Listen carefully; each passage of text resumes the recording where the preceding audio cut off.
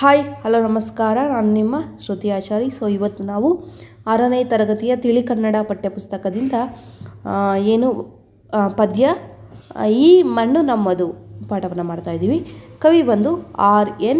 ಜಯಗೋಪಾಲ್. ಇವರು ಖ್ಯಾತ ಚಲನಚಿತ್ರ ಸಾಹಿತಿ R.N. ಜಯಗೋಪಾಲ. ಅವರು ರಚಿಸಿದ ಹಾಡಿದು. ಇವರು ಅನೇಕ ಭಾವಗೀತೆಗಳನ್ನು ರಚಿಸಿದ್ದಾರೆ.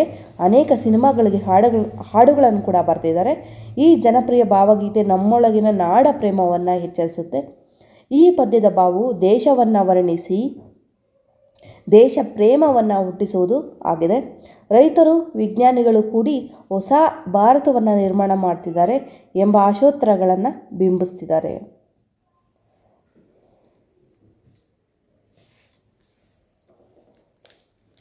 ಪ್ರವೇಶಕ್ಕೆ ಹೋಗೋಣ. ನಾವೆಲ್ಲರೂ ಒಂದು ಕುಟುಂಬದಲ್ಲಿ ವಾಸಿಸುತ್ತೇವೆ. ಅಂದರೆ ನೀವೆಲ್ಲ ಜೀವನ ಮಾಡ್ತಿದ್ದೀರಲ್ವ. ಯಾವುದೇ ಒಂದು ಕುಟುಂಬದಲ್ಲಿ ಅಣ್ಣ, ತಮ್ಮ, ಅಕ್ಕ, ತಂಗಿ ಎಲ್ಲರೂ ಇರ್ತಾರೆ. ತಂದೆ, ತಾಯಿ ಅಂತ ಅವ್ರನ್ನೆಲ್ಲ ಇವ್ರು ನಮ್ಮ ಅಕ್ಕ, ಇವ್ರು ನನ್ನ ತಂಗಿ, ನನ್ನ ಅಕ್ಕ, ನನ್ನ ಅಮ್ಮ, ನನ್ನ ತಾಯಿ, ನನ್ನ ತಂದೆ ಅಂತ ಗುರುತಿಸ್ತೀರಲ್ವ. ಇದೇ ಬಗ್ಗೆ ಅಭಿಮಾನ ನಮ್ಮ ದೇಶದ ಬಗ್ಗೆ ಇರಬೇಕು. ಇದೇ ಥರದ ಅಭಿಮಾನ ಏನು ನಮ್ಮ ಕುಟುಂಬದ ಬಗ್ಗೆ ಅಭಿಮಾನ ಇರುತ್ತಲ್ಲ, ಗೌರವ ಇರುತ್ತಲ್ಲ, ಅದೇ ರೀತಿ ನಮ್ಮ ದೇಶದ ಮೇಲೂ ಕೂಡ ಇರಬೇಕು. ನಾವೆಲ್ಲರೂ ಭಾರತೀಯರು, ಭಾರತ ಮಾತೆಯ ಮಕ್ಕಳು. ಭಾರತದಲ್ಲಿ ವಿವಿಧ ಧರ್ಮಗಳಿದೆ, ವಿವಿಧ ಭಾಷೆಗಳು ಕೂಡ ಇದೆ, ವಿವಿಧ ಸಂಸ್ಕೃತಿಗಳು ಕೂಡ ಇದೆ, ಇತಿಹಾಸವಿದೆ. ಆದ ಕಾರಣ ಪ್ರತಿಯೊಬ್ಬರಿಗೂ ತನ್ನ ದೇಶದ ಬಗ್ಗೆ ಅಭಿಮಾನ ಇರಬೇಕು. ತಾಯಿ ಮತ್ತು ತಾಯಿ ನಾಡು ಸ್ವರ್ಗಕ್ಕಿಂತಲೂ ಮಿಗಿಲು ಎಂದು ಸಂಸ್ಕೃತ ಸುಭಾಷಿತ ಹೇಳುತ್ತದೆ.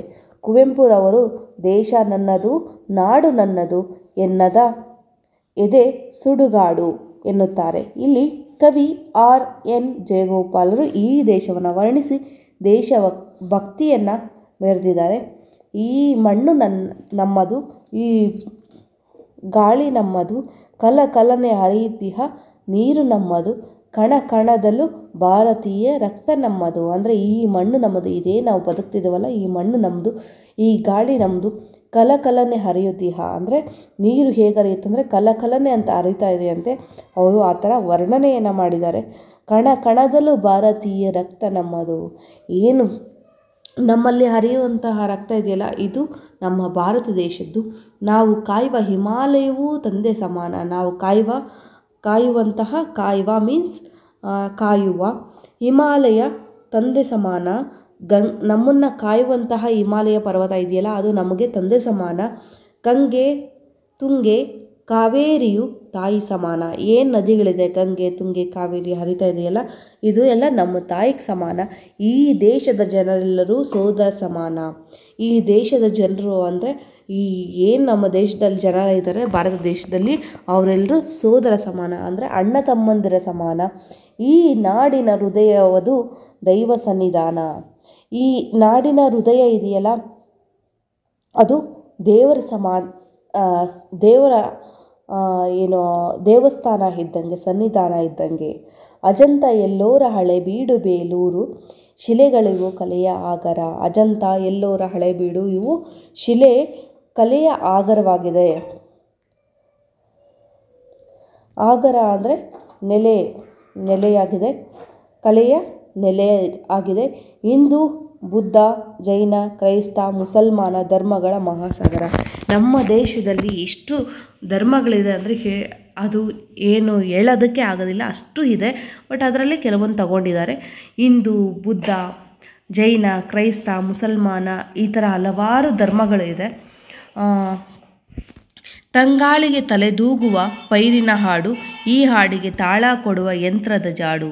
ತಂಗಾಳಿಗೆ ತಲೆದೂಗುವ ಪೈರಿನ ಹಾಡು ಅಂದರೆ ತಂಗಾಳಿಗೆ ಅಂದರೆ ಆ ಗಾಳಿಗೂ ತಲೆದೂಗುವಂತಹ ಪೈರಿನ ಹಾಡು ಕೇಳಿಸುತ್ತೆ. ಈ ಹಾಡಿಗೆ ತಾಳ ಕೊಡುವ ಯಂತ್ರದ ಜಾಡು. ವಿಜ್ಞಾನವು ಅಜ್ಞಾನವ ಗೆಲ್ಲುವ ಹಾಡು. ವಿಜ್ಞಾನ ಕೂಡ ಅಜ್ಞಾನವನ್ನು ಗೆಲ್ಲುವಂಥದ್ದು. ಹೊಸ ಭಾರತ ನಿರ್ಮಾಣವು ಸಾಗಿದೆ ನೋಡು. ಹೊಸ ಭಾರತ ನಿರ್ಮಾಣವನ್ನು ಆಗ್ತಾ ಇದೆ ನೋಡು. ಏನು ಅಂದರೆ ಇದರಲ್ಲಿ ನಮ್ಮ ದೇಶದ ಬಗ್ಗೆ ಹೆಮ್ಮೆ ಮತ್ತು ಏನು ಅಭಿಮಾನವನ್ನು ನಾವು ಬೆಳೆಸ್ಕೊಳ್ತೀವಿ ಅನ್ನೋದು ಇಂಪಾರ್ಟೆಂಟು. ನಾವು ಒಂದು ದೇಶದಲ್ಲಿ ಬೆಳಿತೀವಿ, ಒಂದು ದೇಶದಲ್ಲಿ ಹುಟ್ಟಿ ಬೆಳೀತಾ ಇದ್ದೀವಿ ಅಂದರೆ ಆ ದೇಶದಲ್ಲಿ ನಮಗೇನೋ ಅನುಕೂಲ ಇದ್ದೇ ಇರುತ್ತೆ.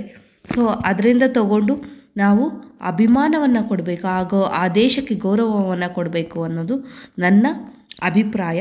ಸೊ ಹಾಗಾಗಿ ನೀನು ಎಲ್ಲೋ ಒಂದು ಕೆಲಸ ಮಾಡ್ತಿದೀಯಾ ಅಂತಂದರೆ, ಸೊ ಅಲ್ಲಿನ ದುಡ್ಡು ತಿಂತಾ ಇದೆಯಾ, ಅಲ್ಲಿ ಹೋಗಿ ಬದುಕ್ತಾ ಇದ್ದರೆ ಆ ದೇಶದ ಬಗ್ಗೆ ಅಭಿಮಾನವನ್ನು ಇರಬೇಕು.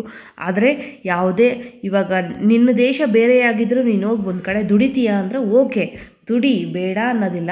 ಆದರೆ ನಿನ್ನ ದೇಶವನ್ನು ಯಾವುದೇ ಕಾರಣಕ್ಕೂ ಬಿಟ್ಟು ಕೊಡಬಾರ್ದು ಅನ್ನೋದು ನನ್ನ ಅಭಿಪ್ರಾಯ.